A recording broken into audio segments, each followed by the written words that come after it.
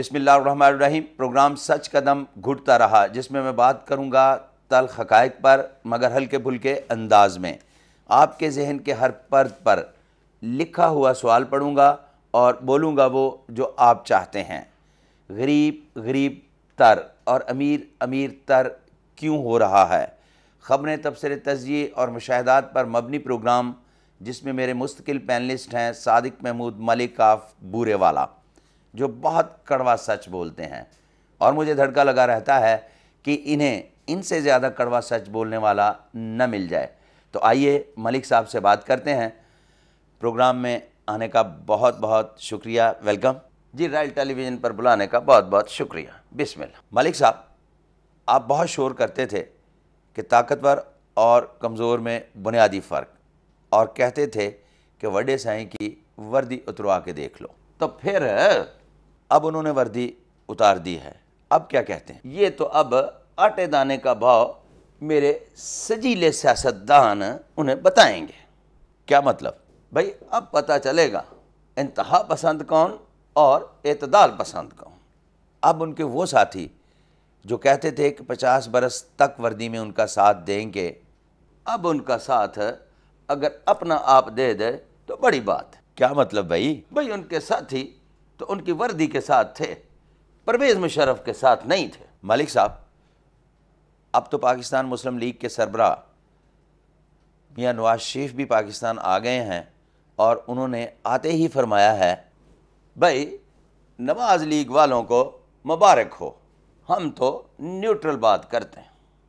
मैं आपसे पूछना ये चाहता था, उन्होंने आते ही ये फरमाया है कि मैं मुल्क बचाने के लिए आया हूँ।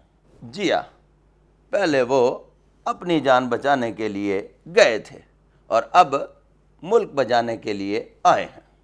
क्या मतलब है आपका? मोहतरमा बेनज़ीर भुट्टो साहिबा भी यही फरमा रही हैं कि मैं मुल्क बचाने के लिए आई हूँ। जी हाँ, मेरे मुल्क के सियासतदानों, ये मुल्क तुम्हारे लिए। और मियां नवाज शरीफ, उन्होंने भी आते ही फरमाया है, जो लोग नैब के डर से मुस्लिम लीग काफ में गए थे, हम उन्हें वापस ले लें।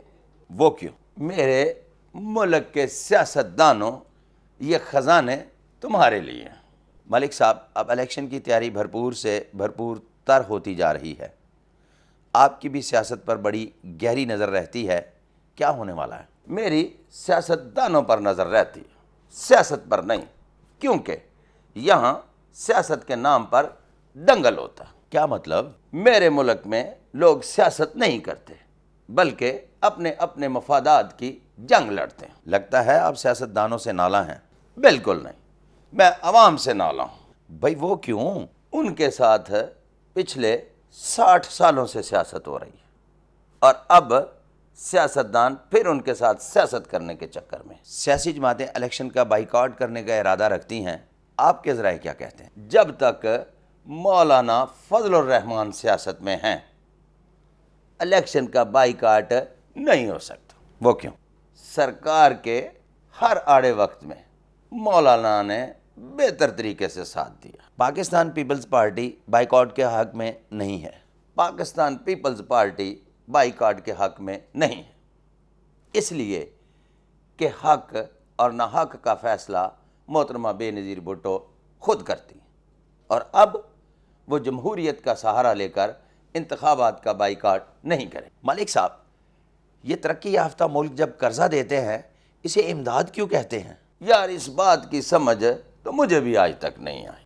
चले ये बताएं, जब हमारी सरकार बहुत बड़े कर्जे अरबों करोड़ों डॉलर के जब जारी करती है अमीर और सरमायादारों को, तो उसके साथ ही ये कहती है, क्या ये भारी कर्जे मुल्क में बेरोज़गारी ख़त्म करने के लिए दिए गए हैं, जिससे बेरोज़गारी ख़त्म होगी? हालांकि कर्ज़े अमीरों को दिए जाते हैं। आपसे पूछना यह है कि आप बहुत जल्दी में जवाब दे देते हैं, हर बड़े मुनाफे के पीछे गरीब का नाम ही क्यों लिया जाता है? यार, इस बात की भी समझ मुझे आज तक नहीं आई। चलें फिर ये बताएं, ये गरीब होता क्यों है? यार, इस बात की भी मुझे आज तक समझ नहीं आई कि काम भी गरीब ही करता है और फिर उसके बावजूद भी गरीब ही रहता है। मलिक साहब, हम सच बोलने से डरते हैं, یا ہماری سرکار سچ سننے سے گھبراتی ہے؟ سوال پوچھیں، لگتا ہے آج آپ پھر کوئی چھری چھوڑیں۔ ایک گانا تھا، بس بے بس زیادہ بات نہیں چیف صاحب، جیسے ہی چیف صاحب کا دور آیا ساتھ ہی وہ گانا بھی غائب ہو گیا۔ بھئی آپ پوچھنا کیا چاہتے ہیں؟ کیا سرکار نے تمام ویڈیو شاپ سے ٹیپ اور سی ڈی خرید لیے یا اٹھوا دیے؟ نہیں، ایسا نہیں ہو سکتا۔ پھر صاف ظاہر ہے کون ڈر گیا؟ کہنے کی کیا ضرورت ہے، آپ بھی سمجھ گئے نا۔ آج آپ سرکار کے حق میں بول رہے ہو، لگتا ہے آپ بھی سرکار سے ڈر گئے ہو۔ سچ یہ ہے کہ ہم سچ بولنے سے گھبراتے ہیں، اور جب تک ہم سچ بولنے سے باز نہیں آئیں گے اس وقت تک سرکار سچ سننے پر مجبور نہیں ہو۔ ہر انتخاب سے پہلے بلدیاتی ادارے توڑ دیے جاتے تھے، لیکن اب انتخابات ہو رہے ہیں اور ڈسٹرکٹ کونسلیں اور ڈسٹرکٹ حکومتیں کام کر رہی ہیں، جبکہ اپوزیشن کا یہ مطالبہ ہے کہ یہ بنیادی طور پر بدعنوانی ہے۔ آپ کے ذرائع کیا کہتے ہیں؟ بھائی ڈسٹرکٹ ناظم میونسپل سسٹم بھی چلاتا ہے، محلے کی صفائی ستھرائی کا کام بھی کرنا ہوتا ہے، اس لیے یہ نظام نہیں توڑا گیا۔ جی ہاں، میونسپل کارپوریشن کا کام تو کتوں کو مارنا بھی ہے۔ میں آپ کی بات سے بالکل اتفاق نہیں کرتا کہ وہ کتے مارنے کا بھی کام کرتے ہیں۔ یہ عوام کرے گی تو ہوگا، ورنہ سے کیا مراد ہے آپ کی؟ بھائی میرے محلے میں اتنے کتے ہیں، مجھے آج تک اس بات کا پتہ نہیں چلا کہ میں کتوں میں رہتا ہوں یا کتے میرے محلے میں رہتے ہیں۔ آپ نے میونسپل کارپوریشن کے اہلکاروں کو اپلیکیشن دی؟ وہ تو آج کل سرکار کے سیاسی مخالفین کی صفائی میں لگے۔ آپ یہ بتائیے، یہ نگران حکومت کتنی دھاندلی کروا سکتی ہے بقول سیاستدان؟ میرا خیال ہے سیاستدان زیادہ مبالغہ آرائی سے کام لے رہے ہیں۔ وہ صرف اور صرف اتنی کر سکتے ہیں جتنی یخنی والا گوشت میں سمجھا نہیں۔ ایک یخنی فروش کو سرکار نے پکڑ لیا اور جج کے پیش کر دیا۔ جج نے کہا اگر تم سچی بات بتا دو ملاوٹ کتنی کرتے ہو تو میں تمہیں سزا نہیں دوں گا۔